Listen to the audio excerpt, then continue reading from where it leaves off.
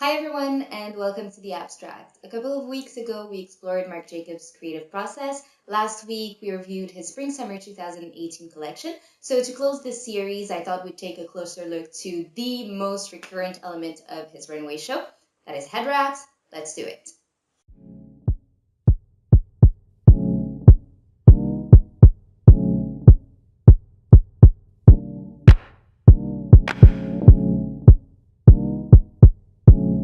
While doing my research, I was actually surprised to come to the conclusion that the head wrap Stephen Jones came up with for Marc Jacobs' collection didn't take as much after turbans as it did after the African head wrap. It has been widely worn throughout southern and western Africa for centuries, can be referred to as duku, duk, jele, tukui, musa, and can be tied, twisted, rolled, tucked, and puffed in 1,000 different ways. It seems that the African head tie actually started as a simple headband made of animal hide, which served mainly utilitarian functions like shielding women from the sun, before taking the role of a social marker as weaving and dyeing techniques became more sophisticated. Starting in the 10th century, however, the rise of new cultures like the Ghana Empire and the Yoruba people, the acceleration of trade with North Africa, the spread of Islam, and later on the Portuguese colonization gave the head wrap its letters of nobility by turning it into an important social, religious, and fashion statement. In fact, head wraps traditionally served as social cues and could pretty much give anything away: who is married and who is single, who is grieving and who is coming of age, and of course, who had status within the community and who didn't. It could also reflect one's spiritual and or religious beliefs, and still does to this day. Take the Yoruba people, for example. To this ethnic group whose population is mainly concentrated in Nigeria and Benin, the head has always held special significance as the root of intelligence and personality, and Yoruba women are known to wear extremely elaborate head wraps, partly as a sign of respect for the sacred self. If you look a little bit to the north, in Mali or Niger, for example, where Islam is the dominant religion, Muslim women also do wear head wraps, but this time as a sign of modesty and reserve, and they are often seen wearing an additional scarf over their head tie to identify themselves. Now, of course, fashion has been and increasingly is a big part of it, and by the early 1900s, creating new head wrap styles had become an art, and new fashions are invented all the time now.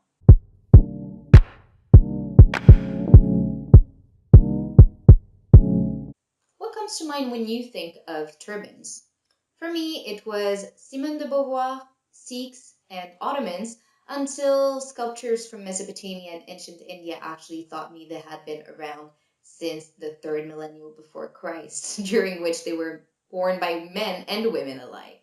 After the fall of Babylon, this headdress, which usually consists in a long length of cloth wound either directly around the head or around the cap, spread through the Persian Empire and its Byzantine neighbor, where it is said to have been worn by Emperor Constantine the Great. Add that to the fact that it has been at least worn since the 7th century in Arabia, as suggested by accounts of the Prophet wearing one, and Ottomans don't seem that avant garde anymore. Given how geographically widespread the turban is, it is quite the challenge to pinpoint one specific meaning to its use. But again, practical reasons as well as social, cultural, and religious significance are usually tied to it. For example, the nomadic Tuareg people are known to wrap their turbans with a white base while leaving one end of fabric to hang loose, allowing them to protect themselves from the sun, while also being able to quickly cover their mouth and nose, especially during the dry, dusty, windy season of Harmattan. For the Ottomans, on the other hand, the turban served as both a social and religious marker, with white headgear being exclusively worn by the Turks, while Jews were made to wear yellow, Zoroastrians black, and Christians blue. And since everyone in Ottoman society wore them, turbans were also crucial in signaling leadership and status, and styles ranged from the stock turbans worn by commoners to the affluent turbans worn by noblemen and to the royal turban, which was reserved to the Sultan and his court. As for the Kalsasik men and women who keep the 5Ks, wearing what they call the dastar allows them to cover their long, uncut hair while also representing honor, courage, spirituality, piety, and self respect.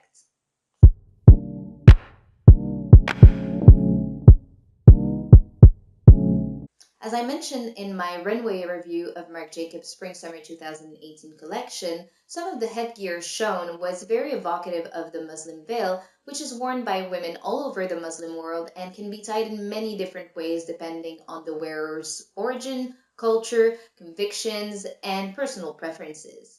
Among the numerous options available out there, the ones you might be most familiar with are the most commonly worn hijab and al-amira, which both cover the head and the neck.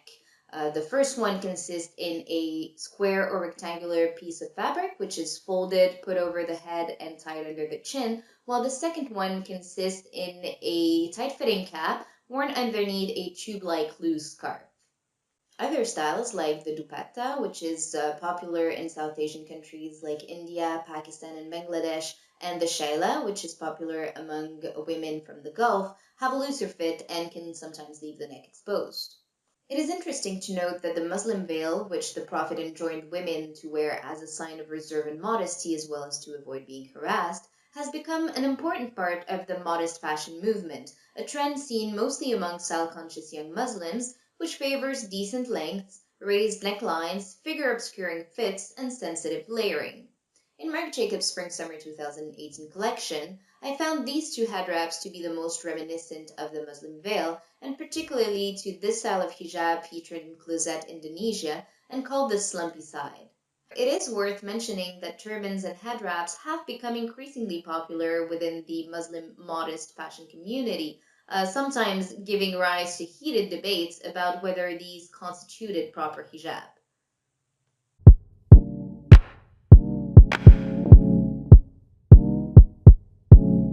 Finally, the last reference that I was able to pinpoint, and which only applies to those two same head coverings we discussed a second ago, is the keffiyeh, which was traditionally worn by Arab farmers from what is now considered the Middle East, as well as by some Mizrahi Jews and Iranic people such as the Kurds. For the longest time, the keffiyeh, which was meant to protect the wearer from the sun, also served as a social marker differentiating the rural class from the urbanites who donned the tarbouche. But during the 1936 Great Revolt against the British occupiers, the Palestinian resistance adopted it, which quickly made the British authorities suspicious of anyone wearing it. So to avoid the rebels being continuously harassed, Palestinian men unanimously adopted the keffiyeh, treating the Brits to some next-level camouflage. Yasser Arafat, leader of the Palestine Liberation Organization, later adopted it and turned it into the famous emblem of the Palestinian struggle it now is.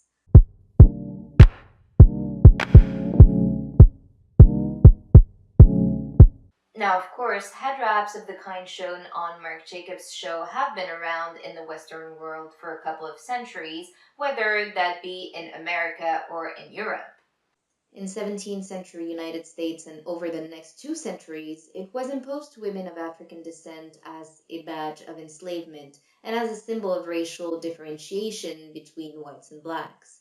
It also served utilitarian purposes like absorbing perspiration, offering a semblance of protection against lice, protecting the hair from the sun, and keeping it soil-free during agricultural tasks. In the 60s, the civil rights and Black Power movements unearthed the head wrap, which had been largely abandoned after the abolition of slavery in 1865, and used it as a symbol of Black pride. And by the late 80s to early 90s, they had become a multicultural phenomenon worn by young urban men and women of every race.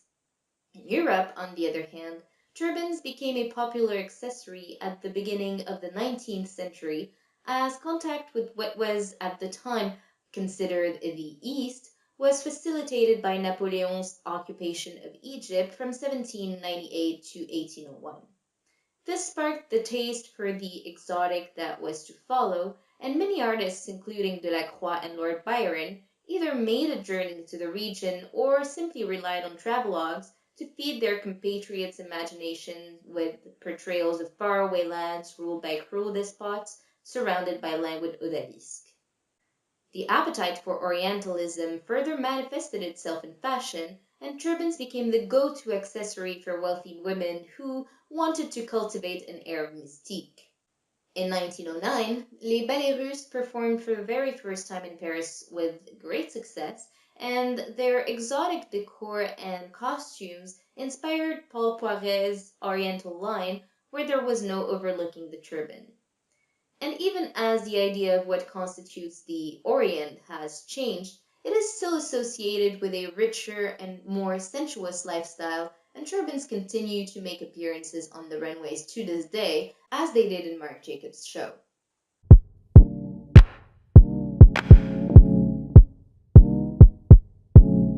So what does this all mean in the context of Marc Jacobs' Spring-Summer 2018 collection, you ask?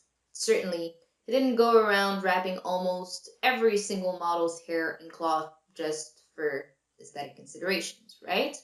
Well, given the rich cross-cultural history of the head wrap, the first thing that comes to mind is a celebration of multiculturalism, especially in these times of identitarian closure and anti-immigrant hysteria.